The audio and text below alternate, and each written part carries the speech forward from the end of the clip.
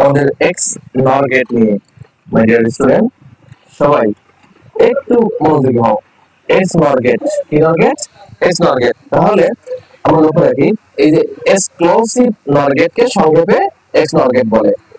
যদি তোমরা x or gate ক্লাসটি ভালোভাবে করে থাকো তাহলে আমি আশাবাদী যে আমাদের এক্স নর গেট সম্পর্কে তোমাদের আর কারো কোনো সমস্যা থাকবে না, কারণ ঠিক তার বিপরীত হচ্ছে এক্স নর গেট। আমরা এমনিতেই মোটামুটি জানি যে মোটামুটি কেন ভালোভাবে জানি যে কি নট গেটের কাজ বিপরীত করা। তো এক্সক্লুসিভ অর এর সঙ্গে এই যে দেখো তো এটা কি এক্সক্লুসিভ অর না? ইয়েস, এটা কিন্তু মিলে গেছে তাই না? আচ্ছা, এক্সক্লুসিভ অর তার সঙ্গে আমরা কি যুক্ত করলাম? Not gate. তাহলে দুইটা যোগ করার ফলে যোগফল পেলাম কি পাইছি আমরা? যোগফল পেলাম আমরা এক্সক্লুসিভ নরে। তাহলে এই যে এইটার গঠনটা আমরা কি করলাম একটু ভেঙে দেখালাম। কি ক্লিয়ার সবাই? ইয়েস। তাহলে এই লক্ষ্য রাখি যে এখানে আমরা কি বলবো যে এটা তো বুঝতেছি যে এটাও যৌগিক গেট এর সমন্বয়ে তৈরি। তারপরে বলছে কি এই যে এক্স অর গেটের আউটপুট নট গেটের মধ্য দিয়ে প্রবাহিত করলে এক্স অর গেটের আউটপুট নট গেটের মধ্য দিয়ে কি করলাম? প্রবাহিত করলাম। তাহলে আমাদের যে গেট পাওয়া যায় সেটাই হচ্ছে আমাদের কি এক্স নর গেট। অর্থাৎ এক্স অর গেটের আউটপুটকে উল্টে দিলেই আমরা এক্স নর গেটের আউটপুট পাই। তো ঠিক আছে মাই ডিয়ার, এবার লক্ষ্য রাখি পূর্বে আমি কি বলেছিলাম?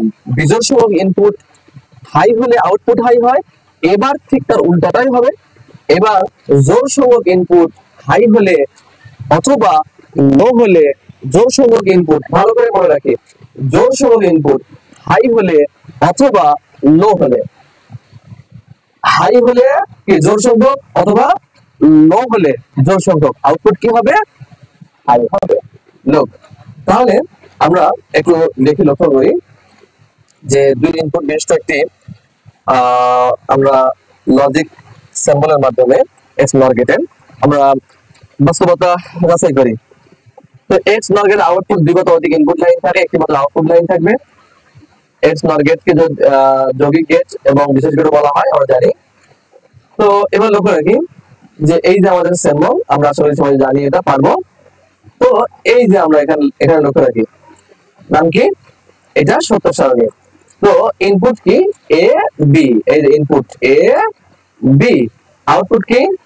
Output F.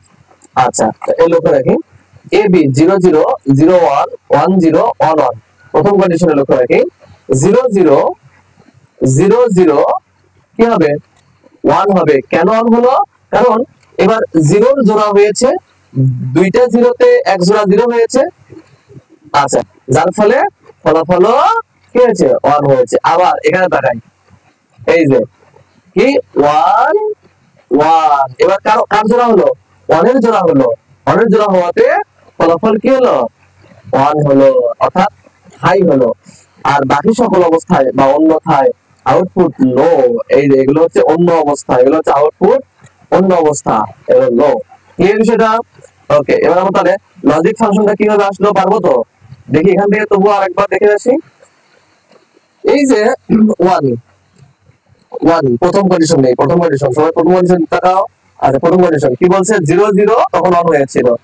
এই যে a 0 b ও 0, তাই এবার b বার। ক্লিয়ার আশা করি? ওকে, তারপর লক্ষ্য রাখি a এর মান 1, b এর মান 1, যেহেতু এর মানও 1 b এর মানও 1, তারপর আউটপুট 1 হয়েছে। তো আমরা সুতরাং বলতে পারি যে এখানে কোনো বার থাকবে না। তাহলে a b দুইটার উপরে কোনো কি নাই? বার নাই। আশা করি ক্লিয়ার আমরা। এখন ঠিক এখান থেকে যদি আমরা বুলিয়ান ফাংশন থেকে যদি আমরা সার্কিট আঁকি, লজিক সার্কিট আঁকি মৌলিক গেট দ্বারা, তাহলে আমরা এগুলো খুব সহজেই পাই। যে লক্ষ্য রাখি a bar b plus a b বার। তো এখান থেকে a মানে এখানে কি কি আছে? a আর b ছাড়া কোনো রাশি আছে কি? না। তাহলে আমরা কি করলাম? a ইনপুট নিলাম, b ইনপুট নিলাম, বুঝছি? a ইনপুট নিয়েছি, b ইনপুট নিয়েছি, সেম আগেরবারের মতো। তাহলে এখানে কি হবে? এখানে হবে তাহলে হচ্ছে আমাদের এবার আর এখানে কি হবে? এখানে হবে আমাদের বি বার। হ্যাঁ, তাহলে একটা এবার একটা কি বি বার। তাহলে লক্ষ্য রাখি এবার বি বার প্রথমেই গুণ অবস্থায় আছে, এই যে এবার এই যে বি বার। হ্যাঁ, নিয়ে আমরা ইনপুটটা দিয়ে দিলাম কার এন্ড গেটে, কারণ এন্ড গেট কেন, এখানে গুণ আছে। ক্লিয়ার যেটা? তাহলে এবার বি বার, এবার বি বার আমরা বুঝে গেছি। তারপর এ বি বাকি আছে, এ বি, এ বি, তাহলে A B line, A line, A input line, এই যে এটা এ নিয়েছি। এবার আসি তারপর কি, এই যে বি ইনপুট লাইন, তাহলে এ বি গুণ করলো এন্ড গেট। আশা করি ক্লিয়ার। এবার আসি দুইটার মাঝে কি সম্পর্ক, যোগ। দুইটার মাঝে সম্পর্ক এটা একটা এইটা একটা সম্পর্ক কি মাঝে কি যোগ। তাহলে এই যোগের জন্য কি কোন গেট, আমরা জানি এটা অর গেট। তাহলে আমরা অর গেটের কাজ কি যোগ করা, এই যে আমরা কি করি এখানে যোগ বসাই দিলাম। ক্লিয়ার সবাই? আশা করি ক্লিয়ার। সেম তিন বুলেটটা তোমাদের বাসার কাজ থাকলো, এই যে আমি চিত্রটা তোমাদের দেখাই দিলাম। আচ্ছা, এই যে লজিক সিম্বল অনুযায়ী, লজিক সিম্বল অনুযায়ী আমি সত্য সারণী লিখে দিলাম। স্ক্রিনশট দিয়ে বা মানে পোস্ট করে আমরা আমাদের যে কাজগুলো আছে এগুলো একটু খাতায় লিখে রাখবো। হ্যাঁ, তো নোট করলে আমাদের পড়ার জন্য পরবর্তীতে ভালো হয়। হ্যাঁ, তো এই যে এফ এর মানটা কিভাবে এসেছিল তোমরা সেম আমি এখন 2 ইনপুটের জন্য বুঝাইলাম, তোমরা 3 ইনপুটের জন্য বের করবা। ঠিক আছে ভাইয়া, ভালো থেকো সবাই।